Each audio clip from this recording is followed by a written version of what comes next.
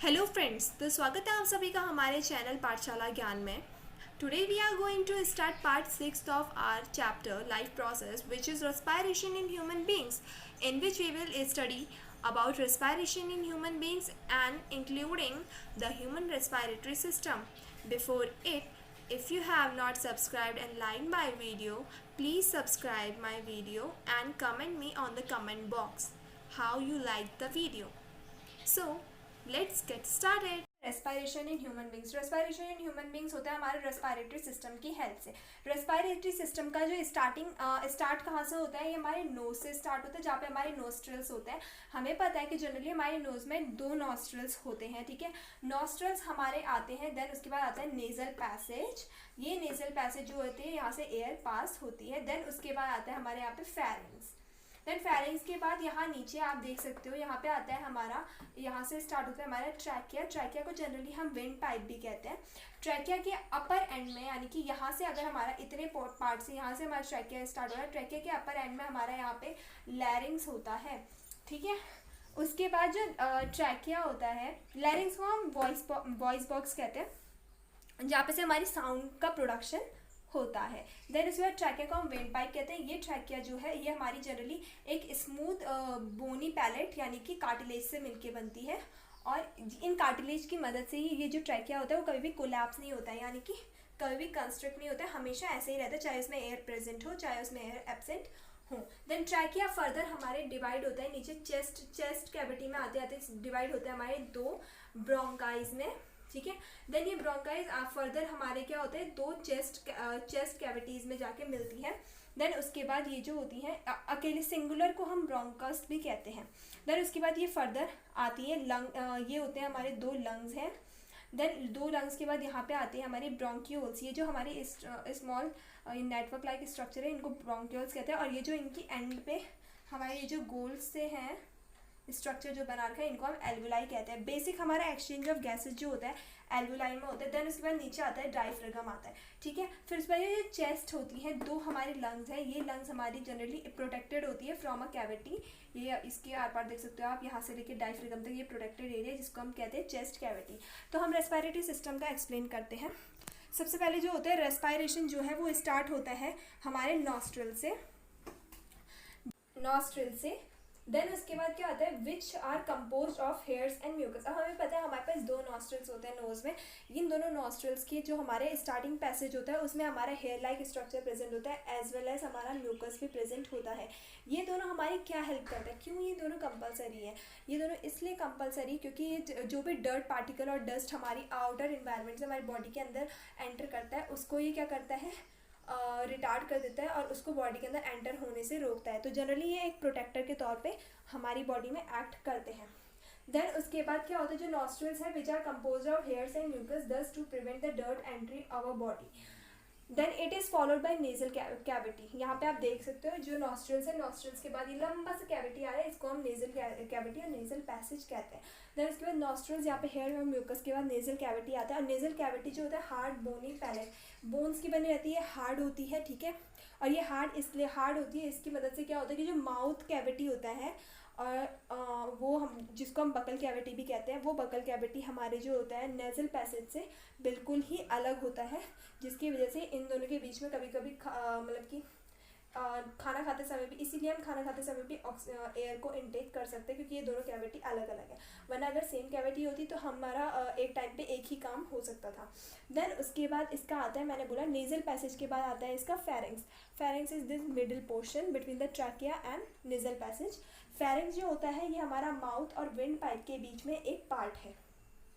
Pharynx हमारा mouth और wind pipe के बीच में एक पार्ट है और generally it transfers the air from nose to trachea. This is pharynx, ठीक है।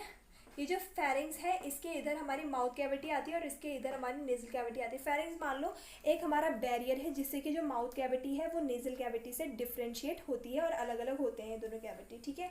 तो इसके बाद क्या करते हैं, फेरिंग्स का काम क्या होता है कि ये जो हमारी एयर हमारी नोज से आ रही है और नेजल कैविटी से आ रही है वो इसको ट्रांसफर करेगा सीधा ट्रैकिया में, और वो फूड पाइप में और किसी अदर पार्ट में नहीं ले जाएगा, सीधा ये नेजल पैसेज से ट्रैकिया में जाता है।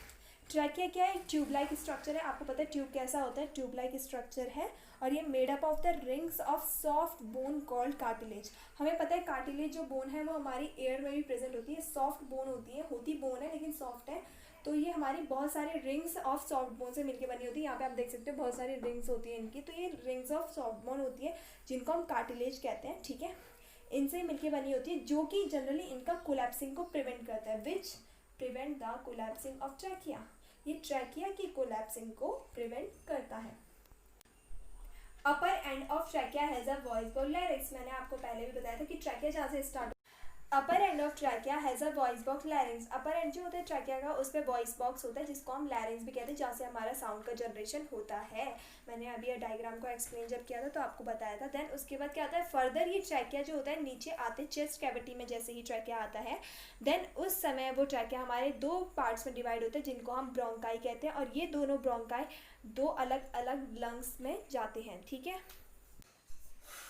देन जो लंग्स हमारे ब्रोंकस हैं और ब्रोंकाइज हैं वो हमारे कनेक्ट होते हैं दो डिफरेंट लंग्स में। तो ये लंग्स कहाँ होते हैं? जो लंग्स हैं वो हमारे सिचुएटेड हैं चेस्ट कैविटी में, चेस्ट कैविटी में सिचुएटेड होते हैं। और ये जो चेस्ट कैविटी है वो एब्डोमिनल कैविटी से सेपरेटेड होती है with the help of diaphragm, जो हमने देखा था कि उसके नीचे बेस पे था एज कर डायफ्राम, ठीक है। उसके बाद है lungs are surrounded by a protective covering called pleura.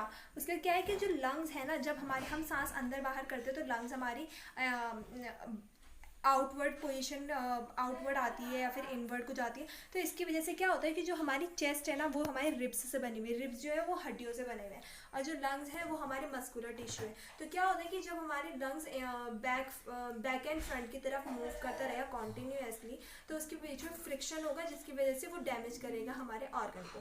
तो इसीलिए इसको प्रिवेंट करने के लिए हमारे लंग और रिब केज मतलब कि चेस्ट कैविटी और लंग के बीच में एक पतली सी लेयर होती है जिसको हम प्रोटेक्टिव लेयर कहते हैं, जिसको हम कहते हैं प्लूरा, ठीक है। प्लूरा जनरली हमारे लंग्स को प्रोटेक्ट करने के लिए यूज़ की जाती है और लंग्स को प्रोटेक्ट करने के लिए वहाँ पे प्रेजेंट होती है।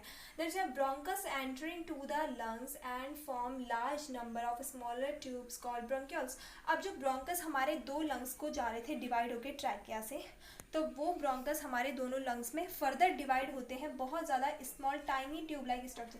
ब्रोंकस दो थे, वो दो ट्यूब लाइक स्ट्रक्चर थे, पहले ट्रैकिया एक ट्यूब लाइक स्ट्रक्चर था, देन दो ब्रोंकस आगे ट्यूब लाइक स्ट्रक्चर, देन एक ब्रोंकस जो होता है फर्दर बहुत सारे टाइनी ब्रोंक्यूल्स बनाता है, बहुत सारे ट्यूब लाइक स्ट्रक्चर एक लंग में, फिर दूसरा ब्रोंकाई जो होता है सेम दूसरे लंग में करता है, ठीक है।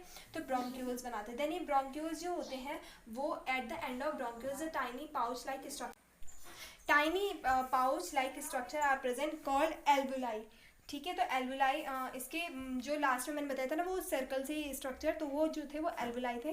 तो लास्ट में ब्रोंक्यूल्स के लास्ट में हर ब्रोंक्यूल के लास्ट में एल्वुलाई प्रेजेंट होते हैं, टाइनी पाउच लाइक स्ट्रक्चर। आपको पता है पाउच क्या होता है? अंदर से हॉलो होता है बिल्कुल एक बलून की तरह, जैसे कि अगर उसके अंदर कुछ चीज़ आएगी तो फूल जाएगा, कुछ चीज़ चल जाएगी तो वापस अपनी शेप में आ जाएगा, सेम लाइक बलून। तो ब्रोंक्यूल एल्वुलाई वैसी होती है। देन उसके बाद क्या होता है, मेन हमारा एक्सचेंज ऑफ गैसेस और रेस्पायरेशन प्रोसेस होती है।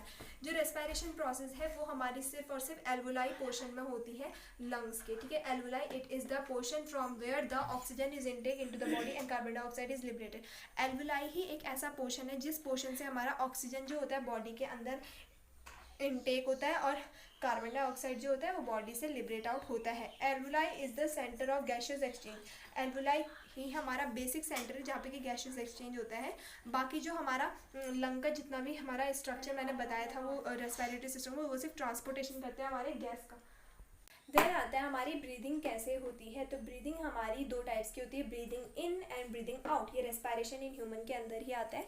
अब हम ब्रीद इन मतलब क्या होता है कि हम जब एयर को इनटेक करते हैं, ठीक है, हम जब एयर को नोज से हमारी बॉडी के अंदर इनटेक करते हैं, कैसे होता है जब हम ब्रीदिंग इन करते हैं तो दो टाइप की रिएक्शंस दो टाइप से होते हैं, ठीक है। दो टाइप की एक्टिविटी होती है हमारी लंग के अंदर। पहली, muscle between ribs contract which causes rib cage to move upward and outward, ठीक है। जो हमारी रिब्स की जो मसल्स होती है ना वो कॉन्ट्रैक्ट हो जाती है। जैसे ही हमारे रिब्स की मसल कॉन्ट्रैक्ट हो जाती हैं तो जो रिब केज होता है, जो कि रिब केज मैंने आपको बताया था जो बोन्स के मिलके बना होता है, ठीक है। तो जो रिब केज होता है वो हमारा मूव करता है अपवर्ड यानी कि ऊपर की तरफ को मूव करता है। जैसे लंग्स है ना, हमारा नॉर्मली लंग्स ऐसा है तो हमारे ऊपर की तरफ को मूव करता है, एज वेल एज हमारा आउटवर्ड यानी कि बाहर की तरफ को मूव करता है। ठीक है, हमारी लंग्स जो होती हैं ऐसे, अगर हमारी लंग्स ये है तो वो ऊपर की तरफ को ऐसे करके मूव करेगा, आउटवर्ड की तरफ को ऐसे। तो उसके बाद क्या है, देन सेकंड पार्ट क्या है हमारा, diaphragm contract and move downward. तो इसमें क्या है, जो डायफ्रागम जो नीचे पार्ट में हमारा प्रेजेंट होता है ऐसे करके, वो डायफ्रागम जो होता है वो भी हमारा कॉन्ट्रैक्ट होता है, और जिसकी वजह से वो डायफ्रागम क्या होता है, नीचे को ऐसे एक्सपेल आउट हो जाता है। यानी कि डायफ्रागम, असली डायफ्रागम अगर हमारा ऐसा होता है तो बाद में डायफ्रागम हमारा कॉन्ट्रैक्ट करके डाउनवर्ड की तरफ को ऐसे को मूव करता है। पहले डायफ्रागम हमारा ऐसा था ना, जो चेस्ट के नीचे था, फिर हमारा बाद में ऐसे हो जाता है। ठीक है, this was all about the today's topic. Thanks for watching my video.